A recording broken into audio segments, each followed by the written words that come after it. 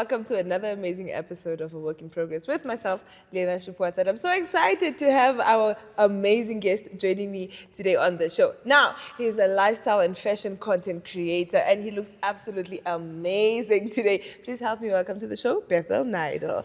Virtual claps. Okay.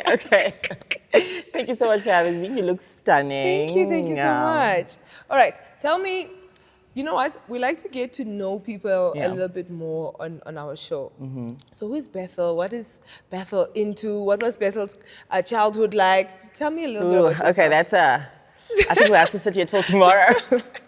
Okay, Bethuel is a lifestyle content creator that, just shares his perspective of life with his audience and people that want to see. He is someone that is authentic, that likes just literally sharing his story and being relatable. Yeah. Where did Bethuel grow up? Are you a last born? Are you a... Okay. Yeah. So this is good.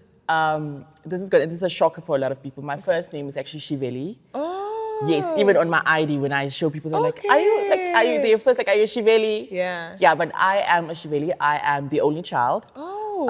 And I am from Oshikoto. I'm from Chumeb. Okay. Bethuel Shiveli is a Damaranama Bama-speaking person. Okay. Yeah. Perfect. I love to see it. What is a misconception people have about you? A misconception that I'm a spoiled only child. And I'm a spoiled only child. But if we think about it, only children. Yes, but then I'm not the only children. Okay. Yes, I'm different. I think I grew up with my mom and I live with my mom. My mom is someone that loves people. She's a people lover. So all like my upbringing, we lived with people, with like my mom's brother or my cousins. So technically I had a sibling, so I know how to navigate around. So I was not actually an only child, but I am an only child. So you're not one, only children, and I think they shouldn't be, it shouldn't be a thing that's frowned upon. Only children don't really know how to share. And they're not used to sharing. Like they would prefer you have your own and they have their own. Like no. Even if you are sitting and having lunch or dinner with an only child, like, they don't want you to touch their plate. I was also like that in the beginning when my cousin started living with me. I was like, can you leave my things alone? Like, why are you here? Can you leave? Stuff. But yeah, it's something that you grow into. And yeah, that's why I do not want to be characterized under the bad only children, but also just seen as an only child. Yeah. And then eventually it became now an Ubuntu situation where like, we are all, so you had to learn that over time as well. Okay, I love that. Let's go into your career.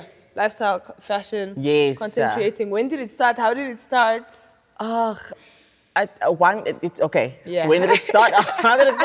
I one day took a photo and I said, let's record a vlog. Let's do something different. But why I chose content creation was because with content creation, I can express myself.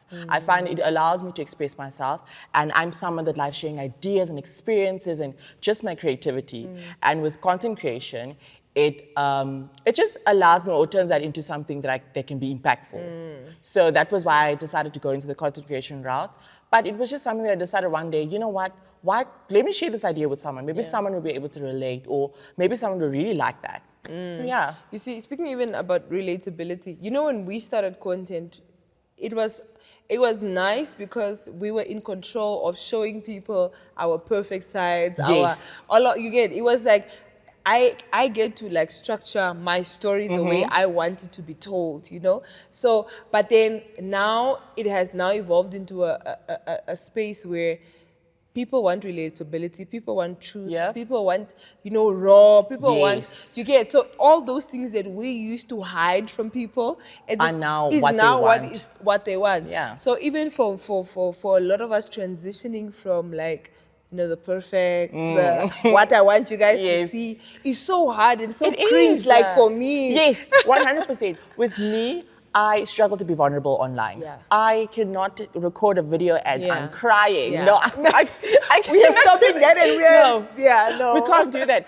I think if we speak about vulnerability, we can speak about our happy moments and, guys, I was going through this, but I'm not going to come on the internet to cry about it. So yeah, like you said, it's very difficult moving from that perfect that we had. We painted the narrative. Now the narrative is painted for us. Yeah. In order for them to follow you or in order for them to like you, you need to be relatable. You need to scream authenticity. So yeah. So raw and everything. I Yes. saw a creator from the UK. I'm a big YouTube, like UK YouTube girl. Like I love the YouTube content scene, especially.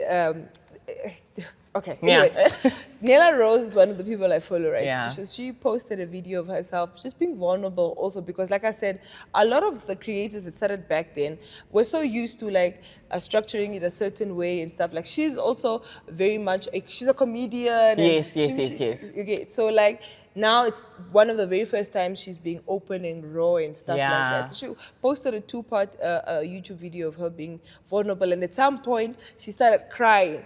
But she told that cameraman, you better stop there. Exactly. She We're not said, taking it any further. as soon as she they cut it right there, and then when she had herself together again, I love a PR girl. Yeah. I love a good PR girlie. Yeah, honestly. You don't even need to be PR trained. It's just also just human nature, just to be able to see, maybe some people really do relate to you crying on the internet, but I think it's rare. It's rare. Like she did, call it quits. You know what? Let's continue when I'm done crying. Yeah, I think, but it's so hard because obviously, like, we are the type of people that don't believe in crying on the internet. Yes, okay. But there is obviously somebody yeah, that would relate to, I guess, picking up a phone, hitting record and crying. But like somebody out there will be like, oh my gosh, like, this is so real, and this is so raw, and this is so, and I think that is what people are looking for. And it's really just about finding your balance. And so my next question is really to you is like, how do you find like your niche and your balance in terms of lifestyle and fashion content creating? So before, I always used to say I'm someone that will never niche down. I do not characterize me under one thing. I am who I want to be. If I want to do fitness today, I'm going to do fitness. But with fashion and lifestyle, honestly, it's just me being me and me just, even with lifestyle, I think with lifestyle, a lot of things fall under lifestyle. Today I can be cooking, tomorrow I can be going for a run, tomorrow I can be doing something else. So that's actually just really how I find a balance, and that's how I look forward into it. I'm really smiling there because even me, I'm very much under lifestyle and fashion content creating, right? But I had that same thing because people always used to ask me like, so when are you going to niche down? What's your niche? Because you're a presenter, you're a content creator, I said, guys. Then I said, you know what? Since you guys want me to niche down, we are lifestyle and fashion content creators. Exactly, and there are so many things that go under it. Thank you, darling. So today I'm in Zanzibar and I'm showing you guys what I'm doing. Tomorrow we are in the gym, taking our fitness serious. Yeah, so because everything is my lifestyle. Exactly, that is part of your lifestyle. Exactly. Yeah, I love it. Today I can be traveling to Cape Town the whole week. I'm a travel content creator. When I'm in Cape Town, I'm having a meal. I'm a chef now. Yeah. So that is now my lifestyle. Yeah. I love the chefing part of it. I love it. So it's still very much under like controlling how people view your brand. Yes. Because essentially at the end of the day, you get to realize and understand that maybe fortunately or unfortunately, you do have to work on your brand, and you do need to make sure like people view you a certain way, and how you want them to view is very important. Yes, and it also goes down to brand alignment, because when opportunities come where you have to work with a brand, you can now say, or for example, I attended a masterclass where the person that was doing the masterclass was like, no, whenever a brand looks at your account, they look at the first 9 photos of your account. So in those first 9 photos, the bottom 3 is you doing fitness. And now a sports brand approaches you, and there isn't enough for you to show that you're a fitness influencer or you're a fitness content creator. That's where brand alignment comes. Because now it's like, oh, so they just took someone that is more what we saw on his page is him living, him going out, he's doing this and this and this. But now a fitness brand is coming because he did 3 videos of fitness. So also, adding on to what you said, is it has to do with also with brand alignment. I hear you. And you speak so well. When are you getting into the television? Okay, so let me quickly go into my not actual career, but I'm currently pursuing a master, not a master's, a master's. No, let's manifest it. Okay, manifesting. Yeah, yes. let's manifest it. I'm currently pursuing a bachelor's degree in marketing. Okay. But before I did marketing, I did a a diploma in radio and presenting. Okay. So that's why I have this being able to speak, but also those are things I'm passionate about, like, especially marketing. Why I chose marketing was just, I love interacting with people and being, when I'm done with marketing, they should put me as an outside sales rep. I want to, I want to be able to tell you, okay, listen, babe, this is why you should buy this car. So yeah. No, but also in the world we're in right now, in the path we're moving into, you know, business is such a big thing, and if you want to be able to sell somebody else's product, I would advise you then to just like sell something of your own, because you're so good at it. Like start a business and sell your own thing and then make your own money out of it. So what you can do is, obviously in the beginning maybe you need a little bit of like a training and stuff, and if you get a job, it's like informal training. You get, you know, you don't have to pay for the training, they pay you actually. So then but you can also like do it at the same time. But like, I think then you can like start selling whatever product it is, even a service. You can literally, you can sell a service, and because you do it so well, it's like, but also I feel like you have like the upper hand and an advantage. Everybody that is in either studying or working in the marketing space and is also a content creator at the same time is so like in an advantage space, because now you know what client usually looks for and you know what to post. So now you guys must feed us that. Definitely. For example, with in marketing, what we're taught is, one thing is you need to understand your customers. You need to understand your clients. So I can use that, I use that in my content creation. I need to understand my audience, what they want to see. Then I can produce that, or that I can create that so they can relate to it, or so I can get positive feedback from it. And what is your take on like rebranding? How should people go about rebranding? I firmly believe in rebrand whenever you have to. Yeah, like Kim Kardashian. Okay, not that. Rebranding. But if you need to rebrand, do it. Okay. You know, don't be boxed down into, I think with rebranding, the main thing is also we focus a lot on what people say. And that's why when we have to do it, it's like, should I really do it? Or what other people going to think about it? If it's something you really want to do, if it's internally, then do it. 3 o'clock in the morning, I think I need a rebrand. I rebrand over and over and over and over. So I really believe in rebranding. You know what? I feel like I'm listening to myself speak, because I agree with everything you're saying. I also believe in a rebrand any day, any time. Any single time. I can even come on and say, guys, today I'm vegan. And I need you guys to believe me and support me. Be supportive. You need to be supportive. But you know, I mentioned Kim Kardashian because she has one of the best rebrands. And obviously she has a big team behind her and everything. But to come from having a tape out to being one of like the biggest brands in terms of like beauty. It's like people respect her wherever she goes and everything. And it's a lot of like, especially Namibian African creators or socialites or celebrities and stuff, always fail when it comes to the rebrand, because you can go through a certain scandal or a specific, you know, something. And it's like, how do we come back from that? Like, thank God, in all of my career, we've not had anything like that. But like, even I myself am thinking, like, how would I be able to come back from something like that? You know? You know, it's actually crazy. I had this conversation with a friend of if something might, you know, if you're a socialite, if you're a content creator, an influencer, a celebrity, they will always find something about you, something that you did in your past.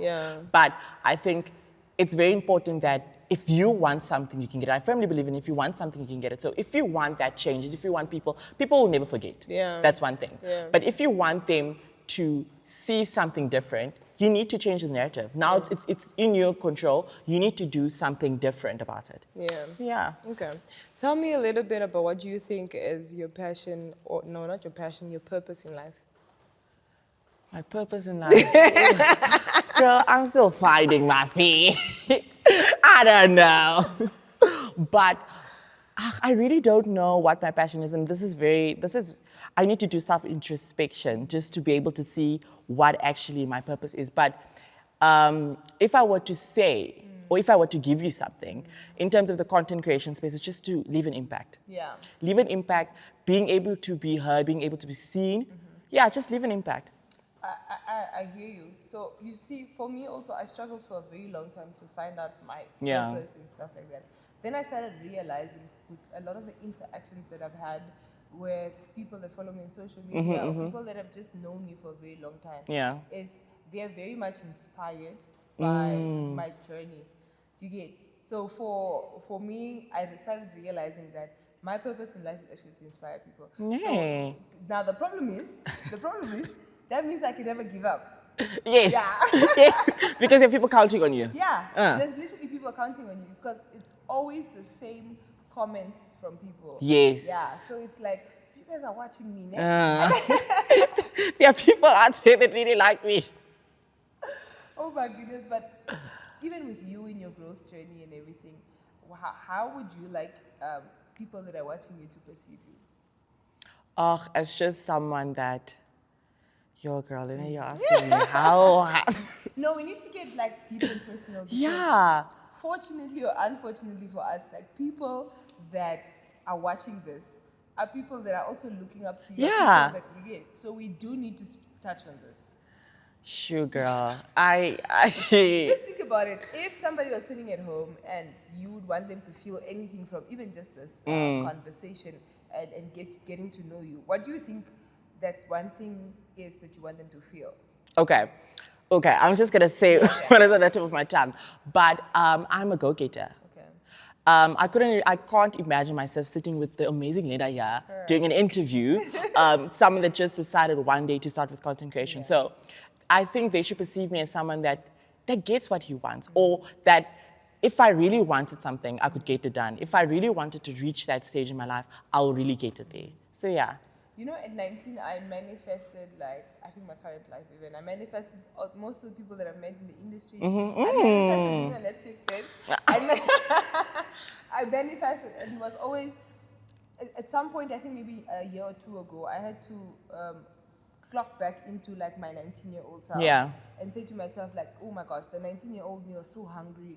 She was she was that go-getter. She was somebody that really, like, went into rooms and spaces and just like presented herself as Yeah. you get. So even like right now, I'm in that same space of like I'm going to pretend I'm this 19-year-old that is hungry and wants more for herself and stuff, and I manifest stuff. So I come on these platforms and I say, you know what, I'm going to be on a reality show, for example. Period. Okay. So I want you, you thought you were going to get out of there. I want you to look at our people and look at the camera and manifest something. And we're going to have you back, whether it's a year or two from now. You and guys. Yes. So let's manifest. Let's use this. Okay, let's manifest. Okay, no. I was about to say, okay, before we get into the manifestation, I was about to say one of the biggest things that I've manifested for myself is to be able to see my work on a billboard, which that had happened. Was it last year? I did a video for Sky Restaurant and it was on a billboard. Okay. So I was about to say, I manifested to see myself on a billboard, but where? Right now, that is small because it's already happened. Yeah. So like, where am I aiming now? Let's aim. Hollywood. I'm aiming Hollywood. Okay, girl. Yeah, Okay. so. I'm manifesting to have my own reality show Yeah. in the next, let's say, 2 years. Yeah. Okay, what do you want your reality show to be based Just on? to show my life. I think a lot of people, whenever the first time they meet them, you're like, you have such an interesting life. Like, I would watch you. Yeah. So I really want to just share my life with my audience and just people to just see, and maybe they can relate. Maybe they can say, I know, you're in a year of it. But yeah. That's okay, even if they say that, that's Yeah, fine. totally fine. I was actually talking to my friends the other day and I was like, guys, I need us to put our phones on tripods and just vlog sometimes, or else I'm going to make sure that next time we're all together, going to create content in a reality TV show format. Yeah. Yeah, and we are going to have interview sessions, Diary sessions, everything. Because honestly, there's so much happening. I think every human being's life is really like interesting, yeah. Right? You really just have to look for the positive in that. Yes, 100%. 100. Okay. Who do you think Bethuel is going to be in the next 5 years from now? Okay. What does he do for a living? What type of personality does he have? What car does he drive? Firstly, the Bethuel I see in the next 5 years is someone that has a strong personal brand, someone that can stand for himself and just say, I did this, I worked so hard to be here, and I deserve to be here, you know? But let's get into the fancy stuff. I see myself living in Cape Town. I love my Namibia, but I think I am meant for the outside life. In terms of cars and, you know, anything, just, besides Musna, I'm a classic baby. I love me a blazer, I love me some chaps. So something that I, maybe like, let's say Range Rover, Porsche, whatever, but just something I can afford, something that I really work hard for to be able to say, oh, this is what I deserve and this is what I need. So yeah, I see myself in the next 5 years or the next, let's even say, why 5? Let's say 2 years, 3 years. Someone that is just very ambitious, or someone that works so hard to be where he is then. You know what's happening right now in the scene is that a lot of people are complaining that a lot of us in the space aspire to go and live outside of the country and get married there, maybe never come back, and then leaving the rest of the people here to basically not have much support and stuff like that. What is your take on like people who say, I'm meant for more, Namibia is too small for me, the same way you say? Because I've said that before in my life. Again. But like people now feel like, okay, Namibia is too small, but us leaving is just making it smaller. Yeah, I have to fully agree with that statement. I do think that Namibia is a rare diamond. It's a beautiful thing, and I think when I'm going to speak for myself now. When I say I'm not destined for, oh, darling, I'm destined for the best. But if I were to, if I move, I want to be able to, when I move in conversations or in rooms where people never thought I'll be able to say, I'm from Namibia. Have you ever heard of Namibia? I want to be able to place Namibia on the map. I know that I can make that change, and yeah, just have chats about Namibia and people will be able to say, oh, this is actually a real place.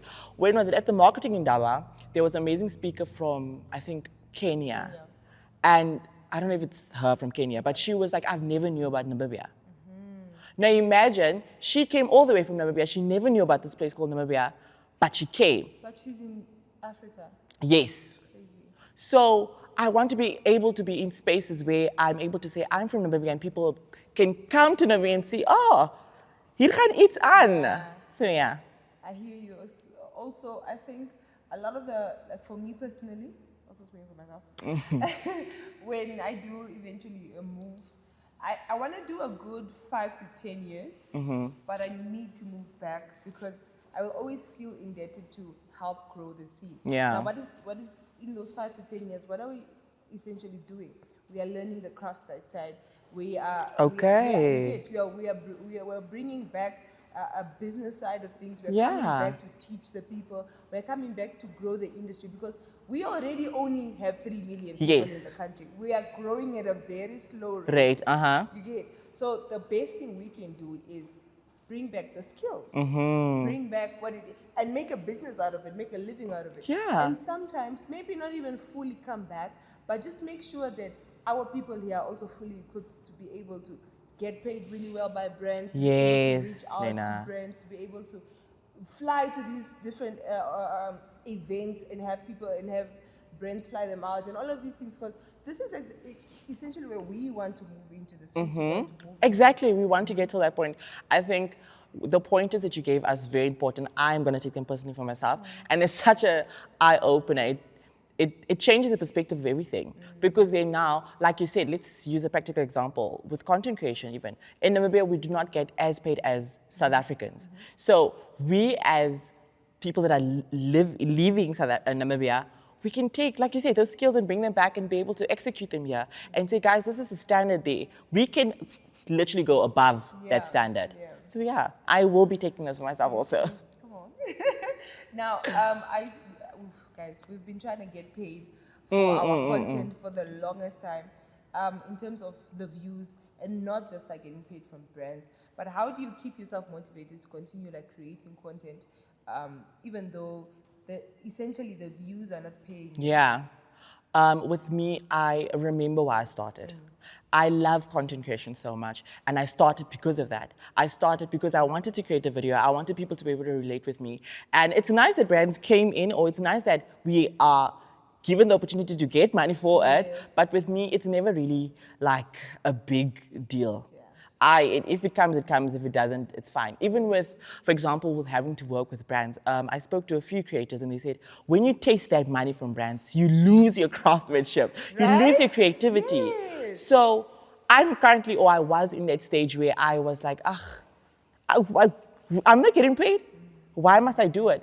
But then I go back and I remember why I started, and I'm here because of that. And I started content creation because of that. So if the money comes, it comes. If the brand deals come, it comes. But I will never stop creating.